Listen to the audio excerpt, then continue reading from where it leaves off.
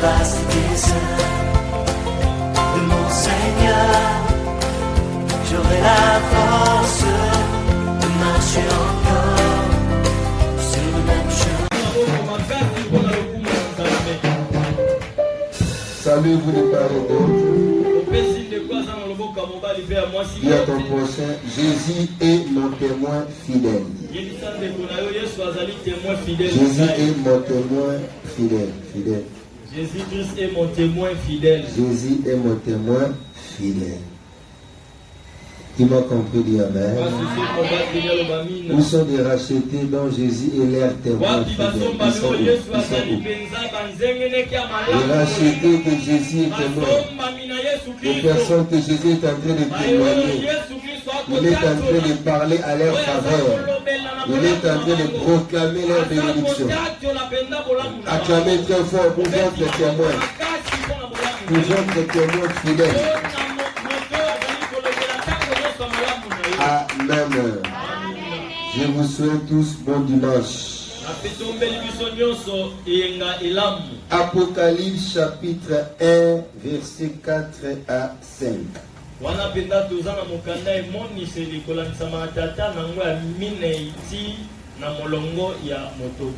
Apocalypse chapitre 1, verset 4 à 5.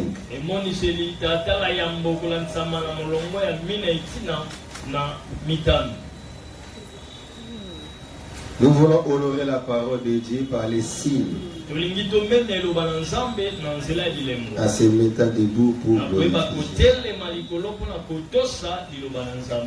Apocalypse chapitre 1, verset 4 à 5.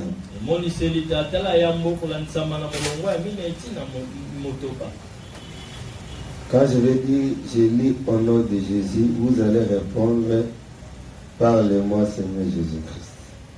Apocalypse chapitre 1, verset 4 à 5. Je lis au nom de Jésus.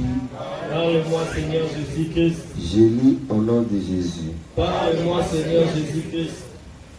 Jean aux 7 églises qui sont en Asie, que la grâce et la paix vous soient données de la part de celui qui était et qui vient, et de la part de cet esprit qui sont devant ce trône, et de la part de Jésus-Christ, le témoin fidèle, le premier-né des morts et le prince du roi de la terre, à celui qui nous aime, qui nous a délivrés de nos péchés par son sang.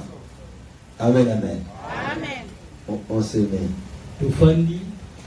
Jésus, mon témoin fidèle. Aujourd'hui, nous voulons savoir que les rachetés ont un témoin qui est fidèle.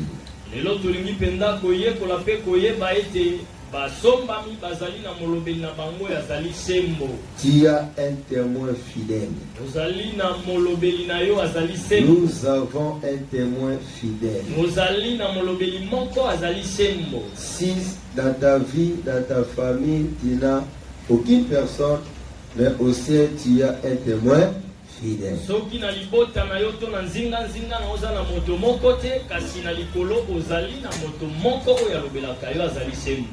Regardez comment l'histoire a commencé pour que Jésus devienne témoin.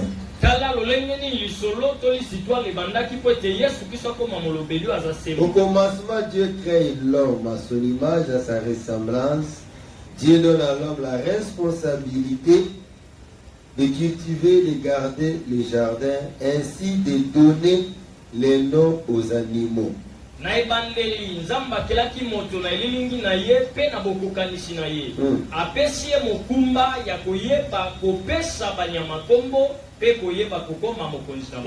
a exécuté la mission que Dieu lui avait confiée. Et Dieu constate comme témoin ce que l'homme avait fait dans sa responsabilité.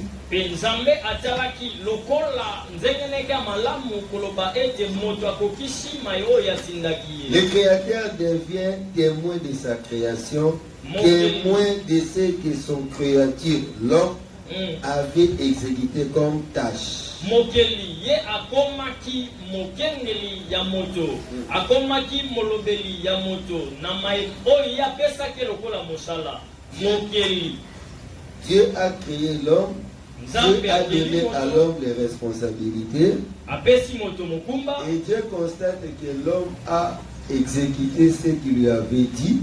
Penzambe atali ete moto akokisi oyo ye apesaki ye. Et Dieu devient témoin de ce que l'homme a exécuté.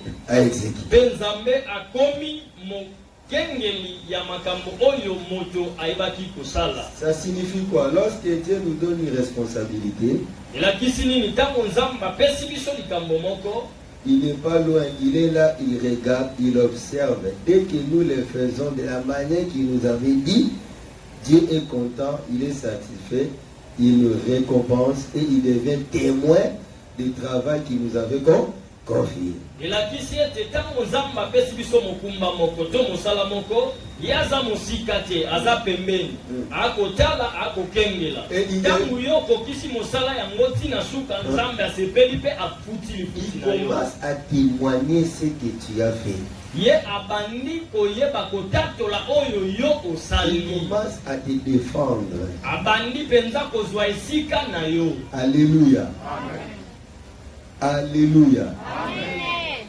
Mais lorsque l'homme a désobéi à Dieu, tango moto abuki mipeko ya nzambe, mais l'ennemi de l'homme, l'ennemi de la création, l'ennemi de Dieu constate maintenant comment l'homme a désobéi, comment l'homme a été condamné et chassé. Wana monguna ya moto, monguna ya nzambe pe monguna ya bikelamu na nzambe, amoni ete moto abuki mibeko na nzambe, pe ayebi kotala malamu lenge ni moto wana babenganaki. Donc lorsque l'homme a désobéi, tango moto abuki mibeko, poussé par l'ennemi de Dieu, oyo atindikamaki na monguna ya nzambe, Dieu condamne l'homme, Dieu chasse l'homme. Maintenant l'ennemi de l'homme devient témoin de la condamnation de qui? De l'homme. Nzambe akateli moto etumbu abengani ye, nesika wa monguna ya moto ya nzambe akomi nzengeneke ya moto. Donc l'ennemi était là en train d'attendre comment l'homme va désobéir pour qu'il constate la désobéissance et il devient témoin. Donc c'est lui qui commencera à accuser l'homme à cause de ça. Désobéissance. Monguna zalaki wana bandaki kozela, moto abuka mibeko, po ete ye ayeba penda kokoma mofundi na ye ya tango nyonso. Donc depuis tout ce temps-là, le diable se pointe comme témoin de la désobéissance, témoin de la condamnation, témoin de la malédiction, témoin de la culpabilité que l'homme avait connue à cause de sa propre désobéissance. Uta bantango wana nyonso, monguna akomaki nzengeneke to moto azalaki komona ndenge moto ayebaki kobuka mibeko, pe lolenge nini bilakeli mabe bandaki kolanda ye, pe lolenge nini makambo nyonso mabe bandaki kokwela ye, ye akomaki penda pembeni ya kofunda. Maintenant, jour et nuit, l'homme est accusé par son ennemi. 24 heures sur 24, le diable accuse l'homme. Le diable devient témoin de la condamnation. Le diable parle toujours des négatifs de l'homme auprès de qui? Auprès de Dieu. Chaque jour, 24 heures sur 24. Donc il y a un ennemi qui t'accuse à tout moment. Il y a un ennemi qui se fait témoin de ton désobéissance, témoin de tes accusations, témoin de tes erreurs. Tu as quelqu'un qui est assis concentré pour regarder comment tu es en train d'aviser et t'accuser auprès de qui? Auprès de Dieu.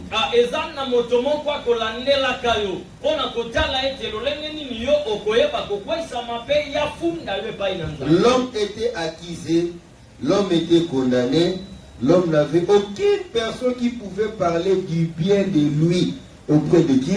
Auprès de Dieu. moto ayebaki kokata maetumbu moto ayebaki kokwaisama na bilakeli nyonso ya mabe kasi ezalaki na moto moko te akokai koloba na malamu na epai na nzambe. Regardez le malheur maintenant de l'homme. tala mpenza mabe oyo ekomelaki moto. Un homme naturel, un homme animal, un homme sans Christ, c'est une personne qui est accusée, c'est une personne qui est condamnée, et c'est une personne qui manque un témoin qui peut parler de son bien. Moto oyo azali Kristo na bina ye moto wana azali lokola moto oyo azali na moto te kolobela tana mwa mbola munemu. Alléluia. Amen. Et quand le diable accuse l'homme auprès de Dieu, le diable a raison. Parce que l'homme a désobéi devant Dieu. L'homme n'a pas fait ce que Dieu lui avait dit. Donc, quand le diable accuse l'homme auprès de Dieu, c'est parce que la désobéissance de l'homme a été constatée. Alléluia. Tu peux être riche, tu peux être belle, tu peux être intellectuel, savant, mais si tu es sans Jésus, si tu es homme animal, donc auprès de Dieu, tu as un témoin qui t'accuse, tu as une personne qui parle de mal de toi, tu as une personne qui te condamne, qui te culpabilise à travers ton comportement.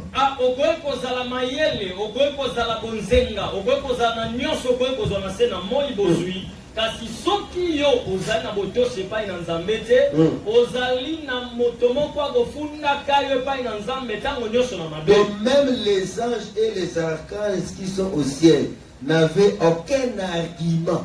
Ata bamonje to bakeluba o bazalaki na likolo bazalaki ata na liloba moko te ya koloba pour défendre l'homme. Mpona koyeba kobundela moto. Parce que le diable c'est un archange. Quand il accuse l'homme, quand il témoigne mal contre l'homme, les autres anges sont là en train de regarder. Ils n'ont rien à dire parce que l'homme avait désobéi personnellement. Donc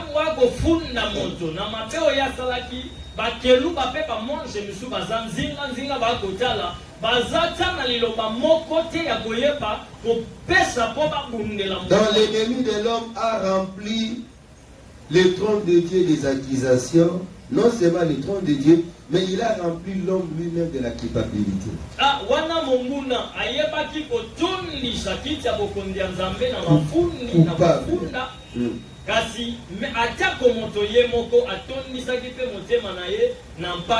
Alléluia. Maintenant nous sortons dans le ventre de nos mamans comme des personnes condamnées, culpabilisées, avec un témoin qui nous accuse 24 heures sur 20. C'est 24. Wana biso to bimi pena na mabumu mama na biso na kokata maetumbu na mpasi nyonso 24 sur 24 na monguna oyo abufunda kabiso. Maintenant il fallait qu'une autre personne arrive. Wana sengela ki moto mosusu aya. L'homme lui-même n'a aucun pouvoir, l'homme lui-même n'a aucune capacité, l'homme lui-même n'a pas la responsabilité ou la raison de se défendre lui-même auprès de Dieu. Il ne saura pas. Voilà. Il fallait qu'un sauveur arrive. Il fallait qu'une autre personne vienne. Il fallait que cette personne puisse avoir la capacité de sauver l'homme, de le justifier et devenir témoin de ça. Justification. Voilà. Il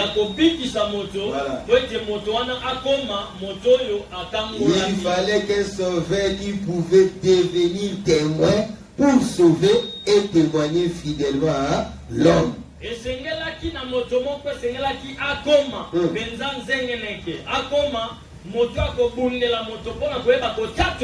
Un sauveur témoin. Sur la terre, nous avons des gens qui nous épargnent des dangers. Il peut te traiter, te soulager, après il part. Mais pour qu'il continue à te défendre, c'est un problème. Alléluia. Alléluia. Il fallait un sauveur témoin. De celui qui va nous arracher du mal et qui partira au trône de Dieu pour commencer à témoigner notre salut.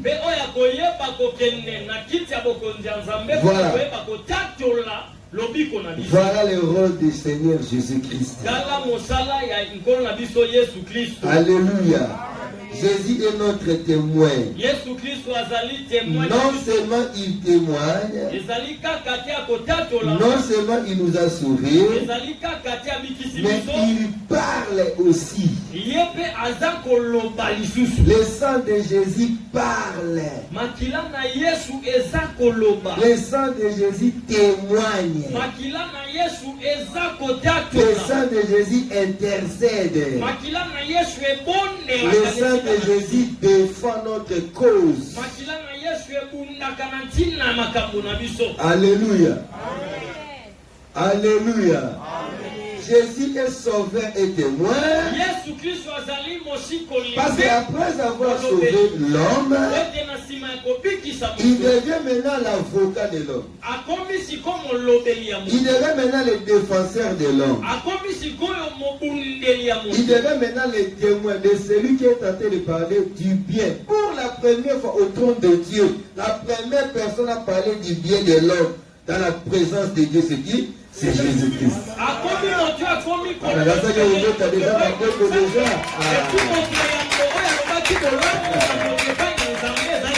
Pendant que tu es ici, les sorciers parlent du mal de toi. Pendant que tu es ici, les démons parlent du mal de toi. Les ennemis sont en train de t'accuser. Ils sont en train de présenter tes mauvaises œuvres. Ils souhaitent que tu sois tué, tu sois assassiné. Ils souhaitent que tu sois condamné.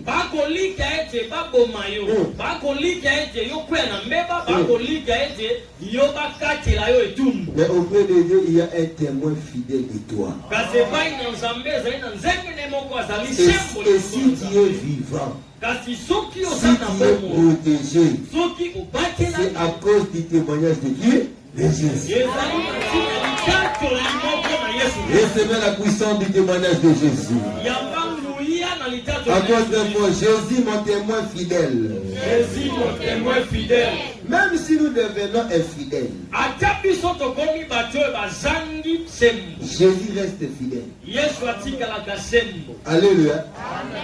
Alléluia. Jésus ne change pas. Nous lui appelons témoin fidèle. Parce que même si nous devenons infidèles, mais lui il nous défend toujours d'une manière fidèle.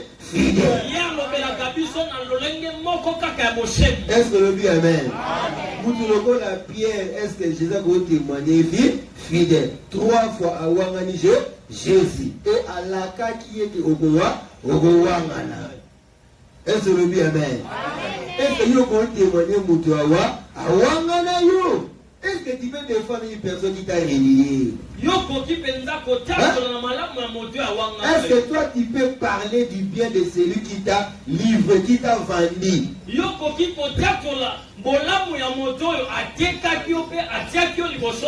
Alléluia. Jésus est mon témoin fidèle.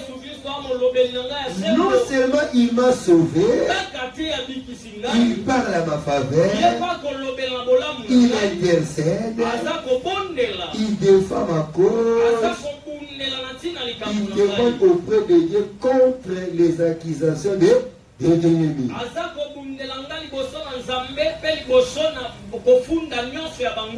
Il m'a compris, amen. Alléluia. Donc au ciel, le diable avait raison. Lui, il souhaite seulement le mal. Le voleur ne vient que pour dérober, égauger et détruire.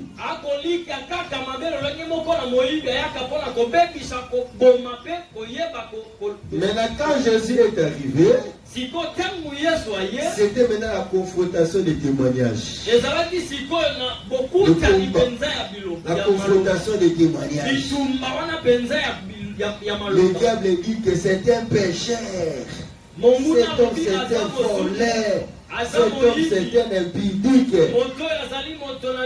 Et quand Jésus est venu, Jésus a dit, celui qui croit à moi a la vie, il n'est pas pardonné.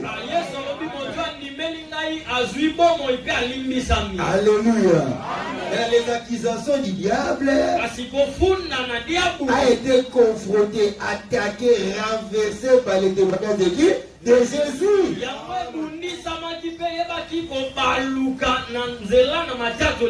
Qui m'a compris, dit amen. Toi qui n'as personne pour témoigner pour toi. Tu n'as personne qui peut parler à ta faveur. Qui peut parler pour toi dans le royaume des ténèbres, dans le royaume des démons, même dans les réunions des sorciers. Tu n'as aucune personne qui peut t'aider, te défendre. La kaki na bango, la bonne année Noël au Fobalia yo, moi sinon tout moi nana, d'ailleurs, kaki na bango faut me saler le coup. Et Koufa. Bon, après, ça fait la raison là-bas, na bango. Mais quand Jésus les regarde, quand Jésus les regarde, toute arme forgeront contre vous sera sans effet. Alléluia. Jésus est notre témoin fidèle. Parce que son témoignage est véritable. Son témoignage est en train de justifier. Son témoignage est en train de donner raison aux pécheurs parce qu'ils sont acceptés Jésus. Le témoignage de Jésus est en train de libérer l'homme dans la culpabilité. Alléluia. Souvenez-vous quand on avait arrêté la femme adultère. Tout le monde lui avait accusé, tout le monde lui condamnait. Et qui pouvait lui libérer? Qui pouvait lui justifier? Heureusement, on lui avait amené chez qui? Chez Jésus-Christ.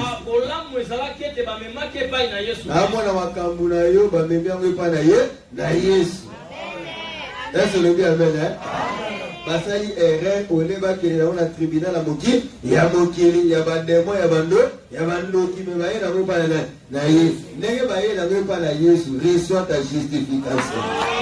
Reçois la libération. Encore une fois, dis amen. Même si tu avais faute. C'est ça les témoins fidèles. La femme adultère avait faute, elle avait commis l'erreur. Jésus ne justifie pas seulement ceux qui se comportent bien. Non.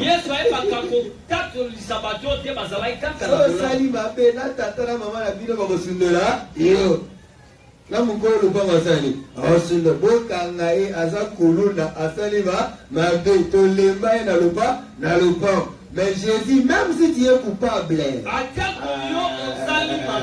il est là pour te défendre toujours. Il est là pour te justifier toujours. Jésus dit à la femme samaritaine, où sont les personnes qui t'accusent? Je ne les vois plus, ils sont partis. Moi aussi, je ne te condamne pas.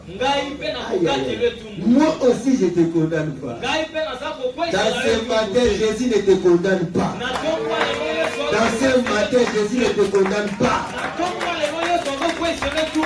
Mais il te dit, répands-toi, abandonner ta vie du péché. Qui m'a compris, amen. Encore Jésus, mon témoin fidèle. Jésus, mon témoin fidèle.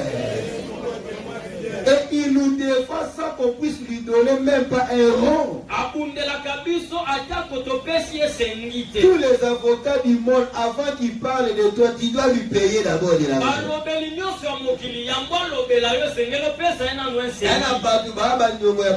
Il y a un avocat. Monsieur avocat, quand il y a un avocat, il y a le banc. Si on a avant le banc, la voiture, mon canal, et pas avocat. Mais aujourd'hui, tu as un avocat, tu as un témoin fidèle qui te défend sans te demander un rond. Pendant que toi tu dors, il parle de toi. Pendant que tu es malade, il te défend toujours. Pendant que tu te réveilles, il parle de toi. Et il ne te demande aucun argent. Est-ce que le bien, amen? Parce que c'est lui qui a donné son sang à cause de qui? À cause de toi. Jésus est notre témoin fidèle. Pourquoi? Parce que son témoignage, ça attaque sans combat et ça renverse toutes les accusations du monde. Le monde est en train de nous accuser. Nous sommes accusés par rapport à notre foi.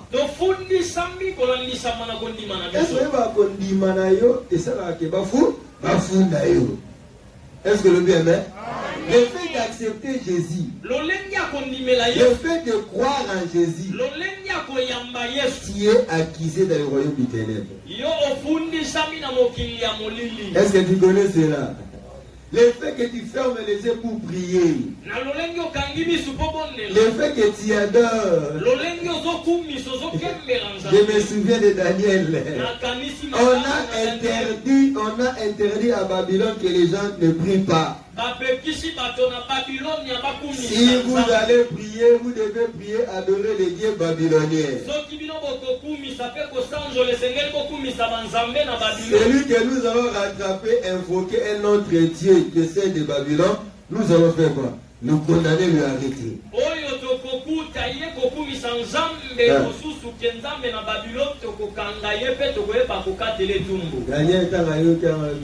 Je m'en fous. Attaque tout kanga.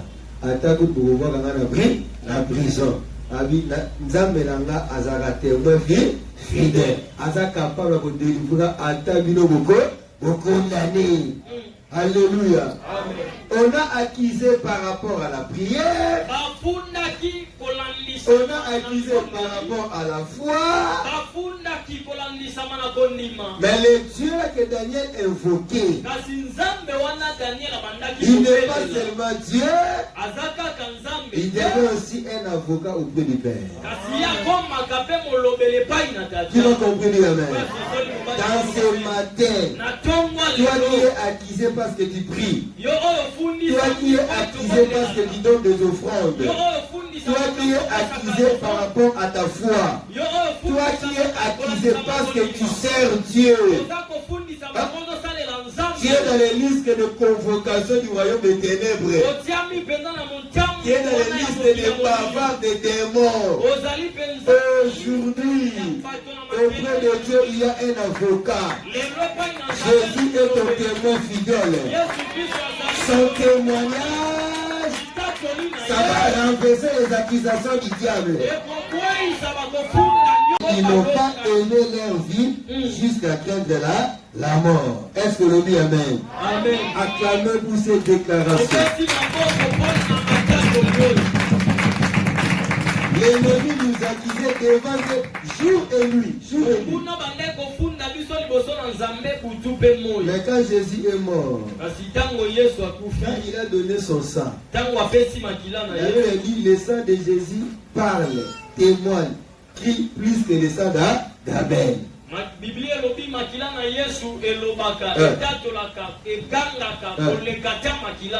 Dans le sang de Jésus, nous témoignons. Ils l'ont vaincu à cause du sang. Donc le sang de Jésus a arrêté les accusations du royaume de terre. Tu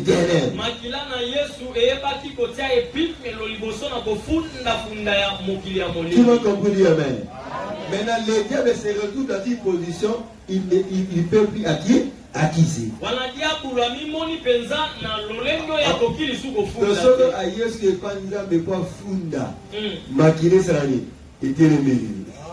Est-ce que le bien, amen? Depuis que Jésus était mort et ressuscité, Le sang ferme la bouche du diable.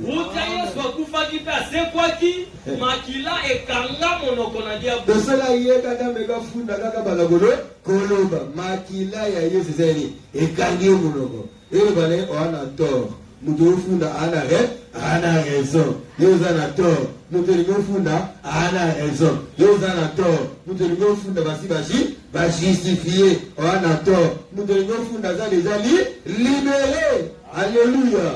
Quand l'ennemi n'arrive plus à accuser, il est incapable de culpabiliser. Toi qui es accusé sur la terre, je t'informe qu'au ciel tu es justifié au nom de Dieu.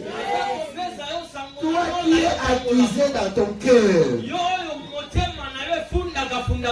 mais au ciel, il y a le sang de Jésus qui te rend libre. Qui m'a compris, dit Amen. Donc tu n'as plus droit à la culpabilité. Femme habitée, tant que Jésus est libéré. Bible Sukiwana, mais toi développer, toi imaginer. Si tu as accueilli l'homme à Foutanina, tu vas simuler mabanga. Pour la nini babamba qui mabanga, pour Jésus à Zaki. Moi, ça me dit, ni ne va pas payer sa bâtonne à Basali. Babombaye. Alléluia. Alléluia. Quand Jésus justifie une personne, il te justifie pour dire.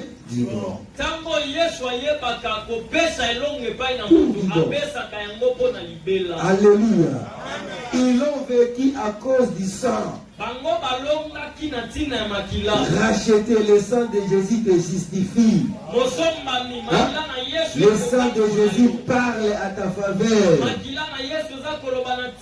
C'est ainsi, ne sortez pas en dehors de Jésus. Restez dans le sang de Jésus. Restez dans la maison du sang de Jésus. Marchez dans la volonté de Dieu. Pour que Jésus continue à t'aider, à témoigner à ta faveur. Pour que le diable ne te touche pas. Il faut que tu restes dans le sang de qui? De Jésus. Alléluia. Ils l'ont vaincu à cause du sang et à cause de la parole de leur témoignage. Racheter, tu dois témoigner. Jésus est ton témoin. Toi aussi, tu dois témoigner Jésus sur la terre. Est-ce que vous pouvez dire Amen? Pourquoi nous devons témoigner Jésus? C'est parce que Jésus est le premier, est le modèle, est le témoin fidèle. La première personne qui nous a témoigné, la première personne qui nous a justifié, pendant que nous étions des coupables, pendant que nous étions des pécheurs, Romains dit pendant que nous étions des pécheurs, Christ est en train de nous justifier à la croix. Si vous t'abonnez à Jésus, tu as la puissance des paroles de témoignage. Tu m'as compris, Amen. Tous les sorciers de votre famille, ils vont se repentir. Ils vont abandonner la sorcellerie pour accepter Jésus le grand Seigneur. Alléluia. La famille a dit non, Yawanza mabateli bango bakufa tie babongo makuba témoigner kombo ya Yesu po bango bakosa bango bakanisa ki nzambe na bango za vrai ndoka nzambe na bango za véritable c'est Jésus qui est le véritable Dieu. Yesu ndazali nzamba solo. Alléluia. Philippe a opéré le miracle. Ce n'était pas au nom de son père. C'était pas au nom de son église. Ce n'était pas au nom de son pasteur. Philippe a opéré le miracle. C'est au nom des témoins fidèles de qui? De Dieu. Voici le miracle. Ils accompagneront ceux qui auront cru à qui? À mon nom. Racheté. Jésus est ton témoin. Il demande pour toi auprès de Dieu. Dieu t'a donné raison. Tu vas aller au ciel. Parce que Jésus t'a libéré. Romains chapitre 8, verset 1. Aucune condamnation pour ceux qui sont en Christ. Tu m'as compris, dis amen. Est-ce que Jésus nous toi ça sur déjà visa à tu l'as c'est moi qui kana est-ce que on voyage visa et le bana déjà que bon voyage. Alléluia. Nous avons le visa. Nous avons le cachet. C'est le soin du Saint-Esprit que nous avons reçu quand on a accepté Jésus. Alléluia. Il n'y a aucune condamnation. Aucune condamnation pour ceux qui sont en Christ. Qui accusera les élus de Dieu? Alléluia. C'est ce qui nous donne accès d'aller au ciel. C'est le témoignage de Jésus. C'est la justification de Jésus. Mon frère, ma soeur, tu es vivant sur la terre pour une seule mission. C'est de témoigner le nom de celui qui t'a justifié.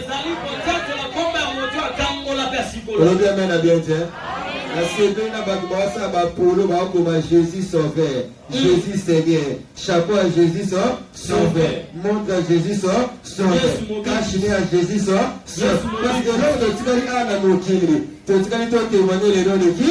De Jésus.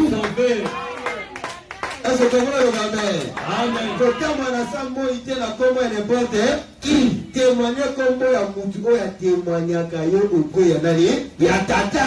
Amen. Alléluia. Toi qui étais accusé, Jésus te témoigne. Et toutes les accusations sont nulles et ça, sans effet. Alléluia. Attends, Jésus, mon témoin fidèle. Jésus est mon témoin fidèle. Attends, Jésus est mon témoin fidèle. Pendant que je dors, il me témoigne. Pendant que je suis malade, il me témoigne. Quand je vais tomber, il me témoigne. Quand je tombe, il me témoigne. Quand je me relève, il me témoigne. À tout moment, il est mon témoin fidèle.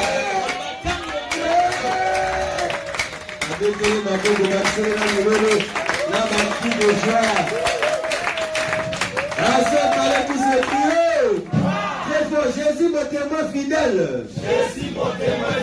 C'est ainsi qu'il doit te faire son propre témoin de Jésus. L'évangile c'est une puissance. Je n'ai pas honte de l'évangile parce que c'est une puissance pour le salut de qui comprend. Dieu va te prendre en charge parce que tu es son témoin. Est-ce que le dit amen? Le va vous faire en charge pour un témoin. Même si ma prière au lieu de l'homme retourne à cause de témoin. Même le but d'entendre où nous sommes qui tourne, il y a qui tourne. Même le but de savoir ça là-bas, ça salaire. Est-ce que vous avez amen? Avant de craindre aux oba, aux témoins, il y a Jésus. Là, na bala, bande buta la kaki, vous voulez passer le papier Ramazanika, car 51% d'examen d'État. Le seul à bala, c'est parce que je suis témoin de qui? De Jésus. Est-ce que l'on dit amen? J'annonce aux célibataires, j'annonce aux chômeurs, à ceux qui veulent réussir dans la vie. Nzela ya mukuse, eza nzela ya mai de Maroc, mais nzela ya repentance et quoi en Jésus. On le dit amen la vérité. Nzela Quand tu deviens témoin, tangu yo komi moto akotatola or et argent appartient à qui? À Dieu. ono pe balate ezali ya Il nzambe va te prendre en charge. akozwa mpenza Il mikuma va te nourrir. akoleisa Il yo va te revêtir. akolatisa Il va yo te faire marier. akobalisa yo Tu seras sous la charge de qui? De Jésus. okozala se mpenza ya mokumba na Qui m'a yesu compris, amen. Encore, je suis témoin de Jésus. Jésus, mon témoin fidèle. Jésus, témoin de Jésus. On se met debout. Maintenant, tu vas demander la puissance du témoignage. Yuka yo kosenga nguya ya litatoli Vous recevez une puissance. okoyamba Le nguya Saint-Esprit s'élèvera sur vous. molimo santo akokita likolo na Et vous yo serez mes témoins. pe bokokoma Mettez les deux mains à l'air. tia maboko Il y a une mibale force surnaturelle ezali na makasi qui va te revêtir. oyo ekolatisa Il yo va te oyo revêtir. ekolatisa Il yo va t'utiliser. oyo ekosalela C'est yo la puissance du Saint-Esprit. nguya ya molimo santo Demandez l'onction du témoignage. tenga epakwaya Demandez la force du témoignage. makasi ya Que le litatoli miracle s'opère par tes témoignages. likambo esalama na nzela ya Prions litatoli dans le nom puissant de Jésus. obondeli na kombo na yesu Prions dans le nom puissant de Jésus. bondela na